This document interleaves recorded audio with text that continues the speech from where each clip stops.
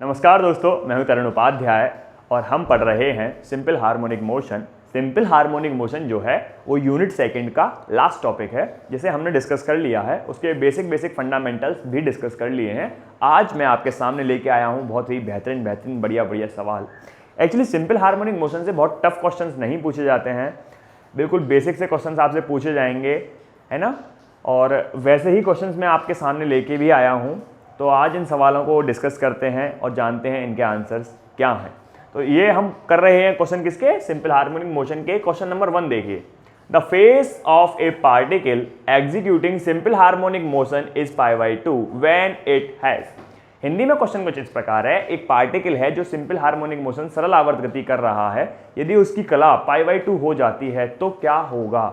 Option दे रखे हैं, maximum velocity उसका वेग अधिकतम हो जाएगा, मैक्सिमम एक्सेलरेशन उसका त्वरण अधिकतम हो जाएगा, मैक्सिमम एनर्जी उसकी ऊर्जा अधिकतम हो जाएगी, मैक्सिमम डिस्प्लेसमेंट उसका विस्थापन अधिकतम हो जाएगा। मैं आपको 10 सेकंड का टाइम देता हूं, सॉल्व करके आंसर कमेंट सेक्शन में लिखिएगा। आंसर लिखने से पहले ये जरूर लिख दीजिएगा कि इस वाले कॉन्सर का आंसर ये है। ठीक है, टाइम स्टार्ट नाउ।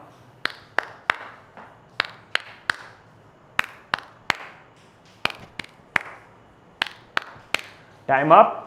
तो चलिए देखते हैं इसका आंसर क्या है। देखो, क्वेश्चन जानना चाहता है कि जब फेज जो है वो π/2 हो जाएगा तब क्या होगा। तो देखो, हम क्या जानते हैं, सिंपल हार्मोनिक मोशन में जनरली आपको दो ही तरीके के फंक्शन मिलेंगे। Number 1 sine function, number 2 cos function.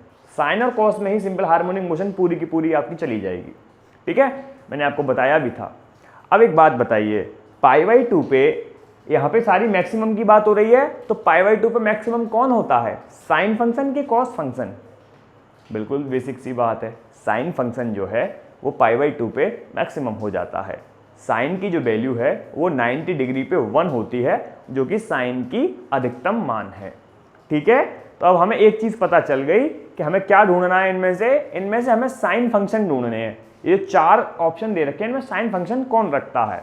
देखिए, जब बात करेंगे हम वेलोसिटी की, तो वेलोसिटी के फॉर्मूले में साइन आता है कि कॉस आता है, आपको याद ही नहीं है। थोड़ा सा याद करिए, पलट के देखिए, वेलोसिटी के फंक्शन में कॉस आता है ना। तो हमें चाहिए साइन, तो ये आंसर तो है नहीं, ये तो मिनिमम हो जाएगी, ये तो है नहीं। फिर है मैक्सिमम एक्सेलरेशन, एक्सेलरेशन के फंक्शन में क्या आता है, एक्सेलरेशन के फंक्शन में साइन आता है, ω²x साइन ω/t, है ना। तो साइन आता है इसमें, तो π/2 पे साइन मैक्सिमम हो जाएगा, तो एक्सेलरेशन क्या हो जाएगा, मैक्सिमम। आगे देखते हैं एनर्जी। एनर्जी में क्या होता है, विच इज इंडिपेंडेंट, क्योंकि ½ m ω²a² साइन से इंडिपेंडेंट चल रही है, यानी x से, क्योंकि x ही तो साइन का फंक्शन है। अब x ही नहीं आ रहा तो वहां पे इंडिपेंडेंट है वो पाई से, है ना, उसे हटा दीजिए। इसे नहीं कह सकते कि ये मैक्सिमम होगी कि नहीं। हाँ, डिस्प्लेसमेंट के बारे में हम कह सकते हैं कि ये मैक्सिमम होगा कि नहीं, क्योंकि डिस्प्लेसमेंट क्या है, y = a sin ω/t, sine function है। साइन फंक्शन होने की वजह से π/2 पे ये भी मैक्सिमम हो जाएगा। This is also correct. तो इसके 2 आंसर हैं, बी एंड डी। चलिए, अच्छा क्वेश्चन था, है ना, आपको कंफ्यूज कर गया। ठीक है, क्वेश्चन नंबर 2 पे चलते हैं। The equation of 2 simple harmonic motion are y = a sin ω/t - alpha and y = b cos ω/t - alpha. Its phase difference is। Hindi में क्वेश्चन कुछ इस प्रकार है, 2 इक्वेशन दे रखी हैं जो कि हैं y = a sin ω/t - alpha and y = b cos ω/t - alpha। इन दोनों इक्वेशन के बीच में फेज डिफरेंस यानी कला में अंतर पूछा है। 4 ऑप्शन आपके सामने हैं, 0 डिग्री, अल्फा, 90 डिग्री, 180 डिग्री। मैं आपको 5 सेकंड का टाइम देता हूं और बताइए इसका आंसर क्या है।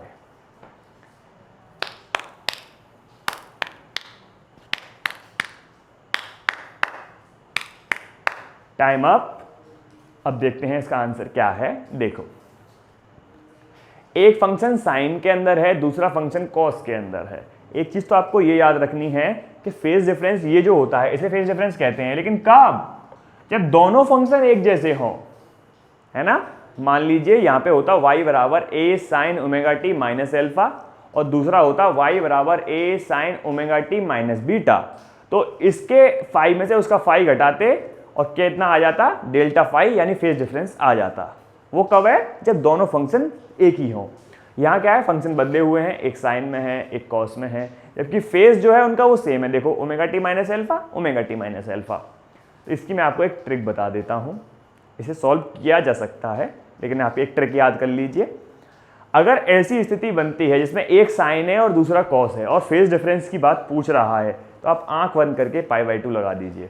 π/2 ही क्यों चुना, π/2 इसलिए चुना कि जब हम पढ़ते हैं क्वाड्रेंट यानी ज्योमेट्री जब पढ़ते हैं, तो साइन में π/2 चाहे जोड़ दीजिए चाहे घटा दीजिए, आपको कॉस फंक्शन मिलता है। तो इसमें अगर मैं 90 जोड़ दूं या घटा दूं तो कॉस मिल जाएगा, दोनों के अगर फेस को घटाऊंगा तो π/2 मिलेगा, तो π/2 मिल गया। अगर चाहे जोड़ दो या घटा दो मिलेगा π/2 ही, है ना। इसलिए ये ट्रिक हो गई आपकी कि अगर आपको एक फंक्शन साइन का दे रखा है, दूसरा फंक्शन कॉस का दे रखा है, तो आप जो है सीधे π/2 आंसर कर दो। इसमें π/2 ढूंढ लो, 0 अल्फा, ज़्यादातर बच्चे अल्फा करेंगे मुझे पता है, क्योंकि यहाँ पे अल्फा दे रखा है, तो थोड़ा सा बचिए इससे। 90 is the correct answer which is π/2। इसी को तो π/2 कहते हैं, इसको कहते हैं पाई। अच्छा, अगले क्वेश्चन की तरफ चलते हैं। क्वेश्चन सारे बढ़िया हैं, है ना। अगले क्वेश्चन क्या कह रहा है, which of the following equation does not represent SHM। Hindi में क्वेश्चन कुछ इस प्रकार है, नीचे 4 ऑप्शन दे रखे हैं और वो जानना चाहते हैं इनमें से कौन सी इक्वेशन सिंपल हार्मोनिक मोशन को रिप्रेजेंट नहीं करती है। मैं आपको देता हूं 5 सेकंड का टाइम, फटाफट से बता दीजिए आंसर कमेंट बॉक्स में।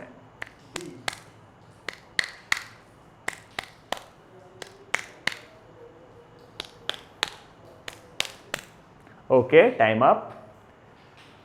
तो देखिए, अब देख लेते हैं आंसर क्या है। पहला है y = a sin ωt। ये तो दूर से दिख रहा है, अंधा भी बता देगा कि ये सिंपल हार्मोनिक मोशन है। ओमेगा सॉरी ये y होगा, यहाँ पे ये गलत हो गया, यहाँ y है। y = a cos ωt which is also a simple harmonic motion. कब, जब इसका फेज डिफरेंस π/2 हो जाएगा तो ये वाली इक्वेशन बन जाएगी। तो ये भी एक सिंपल हार्मोनिक मोशन को रिप्रेजेंट कर रहा है। अब है हमारे पास 2 ऑप्शन और दोनों में से हमें देखना है कि कौन सा सही है। अगर आपने जरा सा भी मैथ पढ़ा है और आपको अभी याद है, जब ऐसे फंक्शन आ जाते थे मैथ के अंदर, यानी y = a sin + b cos, तो हम क्या करते थे, क्या करते थे, a/√a² + b², यही तो करते थे, यानी a² + b² से गुणा और भाग करते थे। तो ये क्या बन जाता था, एक साइन का, यानी sin a cos b + cos a sin b, है ना। तो sin a + b और sin a - b वाले फॉर्मूले बन जाते थे। तो अल्टीमेटली किसका फॉर्मूला बन जाएगा, या तो sin a + b का या sin a - b का। अगर यहाँ पे माइनस है तो sin a - b, वरना sin a + b। तो आ तो दोनों साइन में ही रहे हैं, तो हमें क्या मिल जाएगा ultimately, √a² + b² sin a + b या a - b, फंक्शन आ गया साइन में, which is similar to y = a sin ωt। तो ये सिंपल हार्मोनिक मोशन को रिप्रेजेंट कर रहा है ना। बहुत ही ट्रिकी क्वेश्चन है ये सिंपल हार्मोनिक मोशन को रिप्रेजेंट कर रहा है। और ये आ गया एक tan का फंक्शन, tan का function does not represent simple harmonic motion.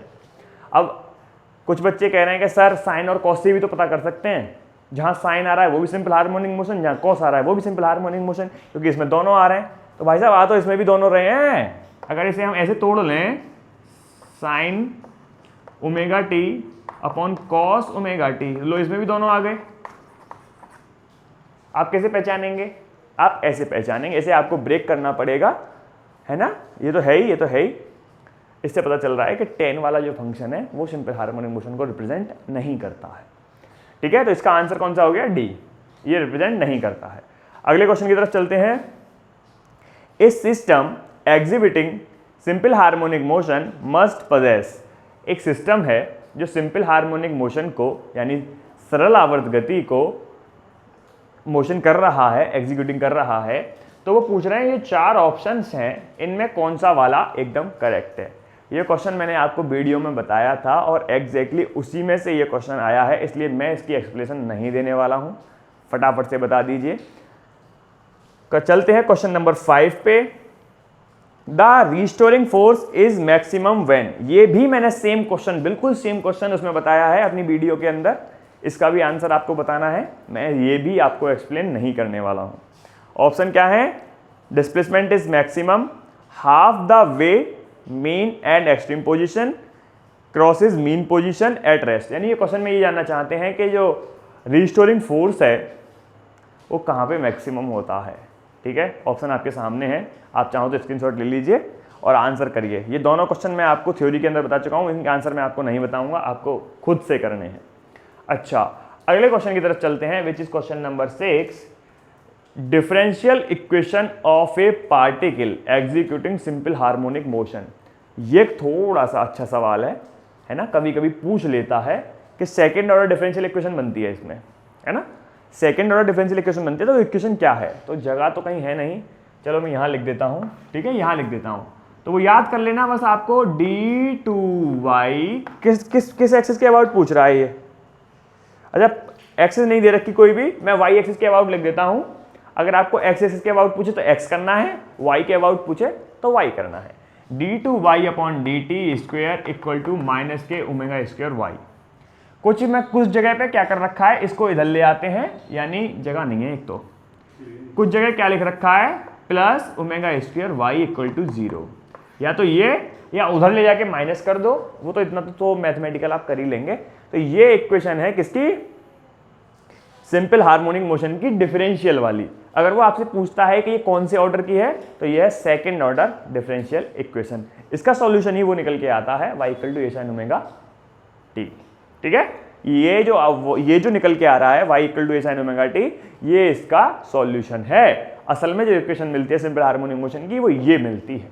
जो आपको टाइम पीरियड मिलता है वो इसी से मिलता है, t बराबर 2π/ω, वो इसी से आता है। ठीक है, तो ये कुछ क्वेश्चंस थे आज आपके सामने, जो बहुत अच्छे क्वेश्चंस थे। इनकी उम्मीद भी जताई जाती है कि ये आपसे पूछे जा सकते हैं। ठीक है, तो मैं इसे रफ करता हूँ, एक आध क्वेश्चन और कराऊंगा। ठीक है, तब तक के लिए आप इसका स्क्रीनशॉट ले सकते हैं।